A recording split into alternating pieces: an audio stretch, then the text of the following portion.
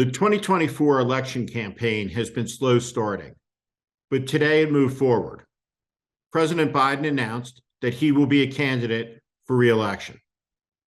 His re-election candidacy means that should he win, he'll be 82 years old at the next inauguration. And should he serve his full term, he will be 86 years old when the 47th president takes the oath of office in January of 2029.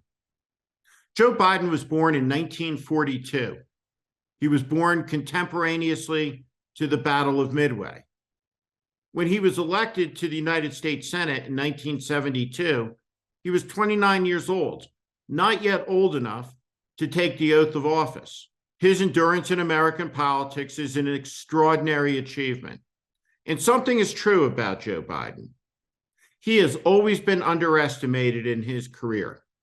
But every single time that Joe Biden has been counted out, Joe Biden has rallied, and Joe Biden has come back, defied expectations. It's Joe Biden's prerogative to run for re-election at age 80. I'll say this. I think that it is an opportunity lost, and I think it demonstrates an absence of humility.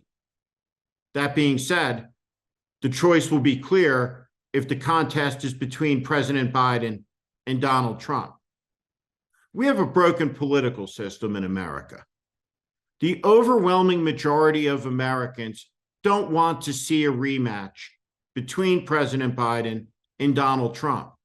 But the increasing likelihood is that it is exactly what the American people are going to get, like it or not. It is what will be produced by the two parties. Now, the Democrats have said, many of them, that Joe Biden is the only person that can defeat Donald Trump. Is that true? Can it possibly be so? Is it possible that in a two-party system, that the Democratic Party, the oldest political party in the world, that amongst everybody, every member, everyone who wishes to be a member, in a nation of 330 million people, that the only person who can hold back a vile tide of extremism is an 80-year-old man who has held federal office since 1972.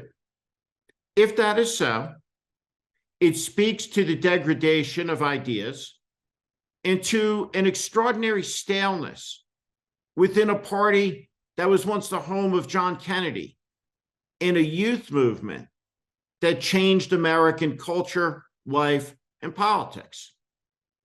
And over the course of the campaign, the question increasingly will become, when does America's future get to begin?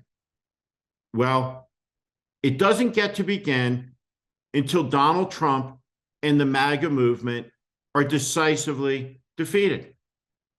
Until Republicans understand that amongst them are the people that have sold out the country, the people that have allied a great party with extremists, including neo-Nazis and militia members and Oath Keepers and Proud Boys and all manner of noxious conspiracy theorists, loons, like Marjorie Taylor Greene, hold high congressional office and have become the de facto leadership of the Republican Party in the Congress.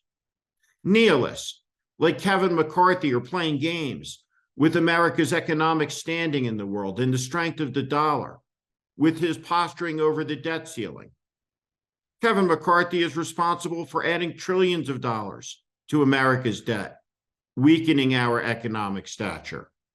His posturing and game playing about paying bills on money already spent is just another degradation of the truth that the American people are assaulted with every day of the week.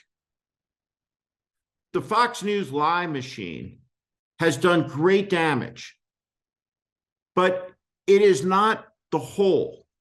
It is simply a part of a movement that seeks to benefit by fully breaking something for the sake of their own power, and wealth, money, privilege. What they want is a license to take. And they believe the way to achieve it is to smash faith and belief in a system that has allowed it to happen and has sustained it for them. What they seek to do, because of their greed, is to change the American way of life into something that is for, at long last, all of us, into something that is for the few, sustained by the whole, for their benefit, not everybody else's.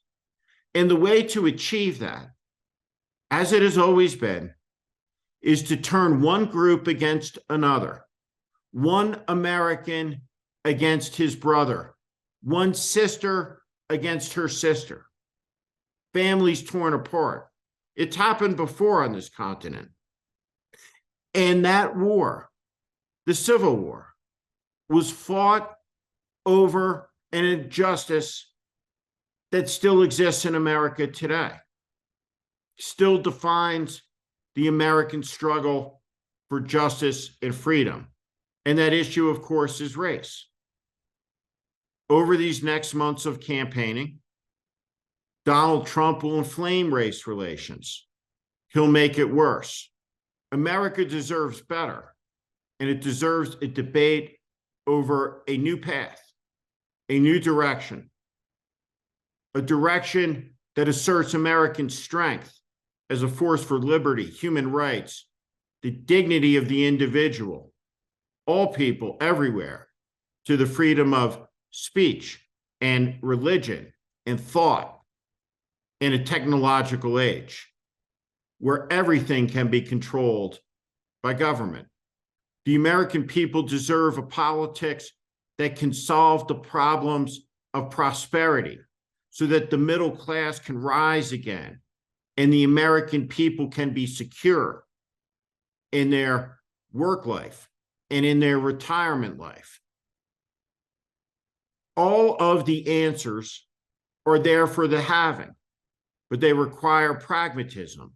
They require compromise, and they require new leadership, new directions. That's not an indictment of President Biden. It speaks to the importance of generational change. Yet, it may be the case that it's not time in America for generational change. It may be the case that the great pageant of American democracy will be decided in a rematch that no one particularly wants, but is thrust upon us all between President Biden and Donald Trump. That rematch is not an equivalent choice between two good-natured and good faith sides. Should Donald Trump return to elective office, he will smash America's democracy. He will break it. He will seek to hold power for as long as he can. What will happen if Donald Trump takes office will be one of the great tragedies, not just in American history, but in world history, because it will be the beginning of the dousing of the American flame of liberty. And once gone, it will take a long time for it to be relit.